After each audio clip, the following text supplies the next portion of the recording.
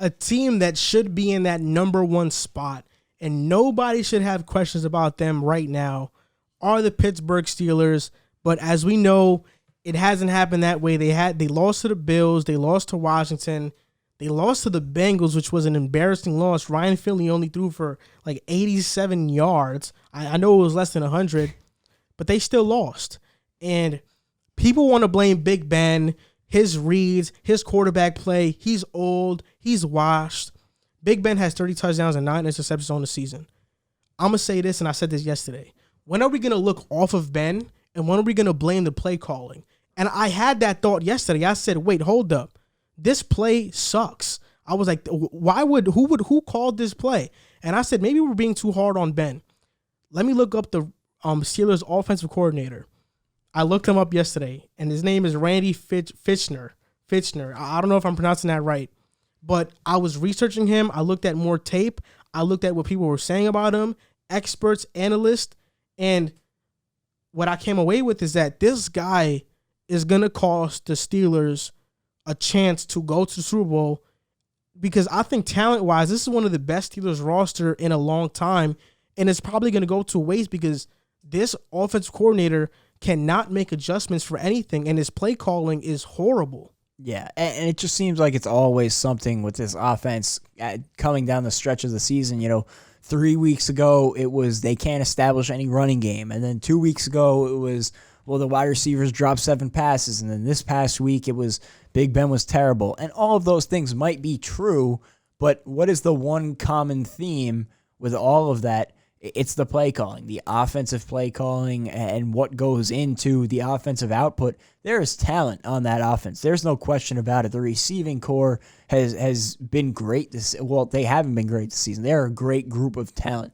Juju, Deontay Johnson, Chase Claypool. There is more than enough. Even Ray McLeod. They have a great crop of talent offensively. James Conner at running back, and even Benny Snell has come in and been very good. And Ben Roethlisberger has come in off of Tommy John surgery and really looked like the guy that he was prior to the injury. So there's no excuse on talent. And I understand the injury bug has bit them pretty hard, and the offensive line hasn't been great.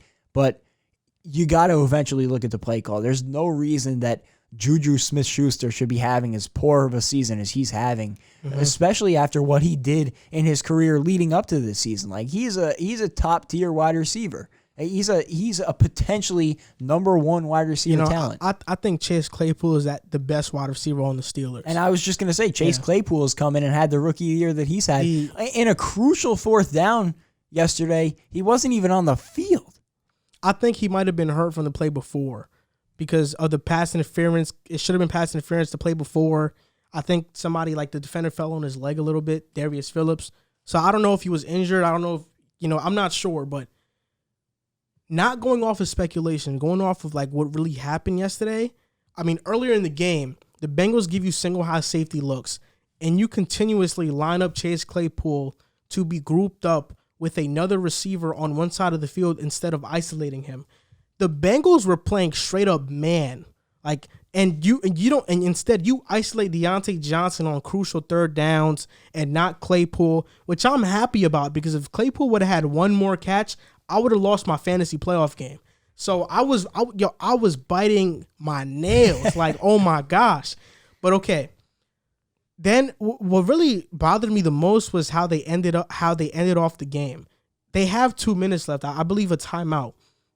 You don't have to just take deep shots. Randy Fichtner called this game like they needed a touchdown on that play. There were only 15 seconds left on the clock. You called 3 straight plays, which are deep shots down the field, when all you need is 10 yards. You don't need that much. I just think the Steelers' defense is so elite this season, and they have a great group of offensive talent. And it's a shame that it's probably going to go to waste because this guy can't make adjustments. You look in 2018, he was the offense coordinator.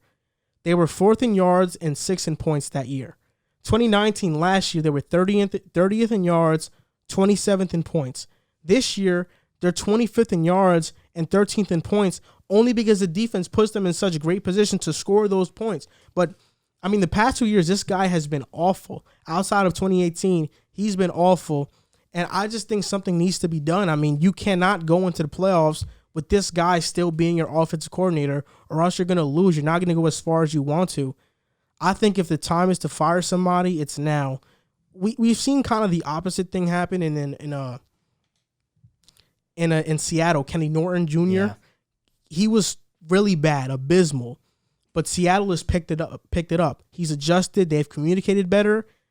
Now their defense is okay. But Steelers, you have the opposite effect. They look great, and now everything is falling apart. And we all know when it comes to the playoffs and teams making a run, the teams that go the farthest are the ones that get hot late. And if you're a team that starts hot early, but you slow down and cool down late, you're probably not going to go that far unless something drastic happens.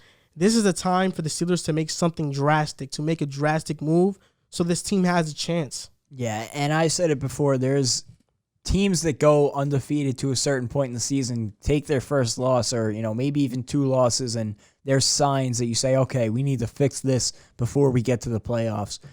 The Steelers right now are well beyond that. They have ran through the stop sign. They've ran through the red light. These are like serious glaring red flags that will cost you playoff football games, and they have 2 weeks to figure it out. And like you said, if there's any time to fire somebody, it's right now, because this is not a 1-week thing. It's not a 3-week thing. It's been an all-season discussion, and now it's coming to a head at the worst possible time. You have the talent on that offense to be at least good enough to complement an elite defense, but they have not been able to do that against, I could have seen it coming against the Washington football team. They have a really good defense. They can get somebody on any given week. We've seen how good they can be.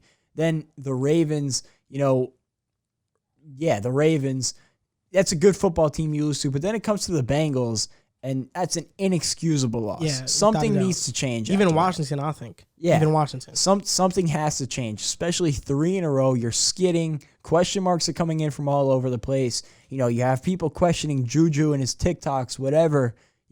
Something has to change. And I don't know what it is. Maybe it's not even firing him. Maybe it's just retooling that offense, having somebody else call the offensive plays, but something has to change because they cannot run this team the way they've been playing out into the playoffs and win playoff games. I mean, he's been with the Steelers since 2007. He's only been the OC for 3 seasons. Before that, he was a quarterback's coach for a plethora of years. So, I mean, this guy has been in the Steelers organization for a while, so I doubt they do fire him.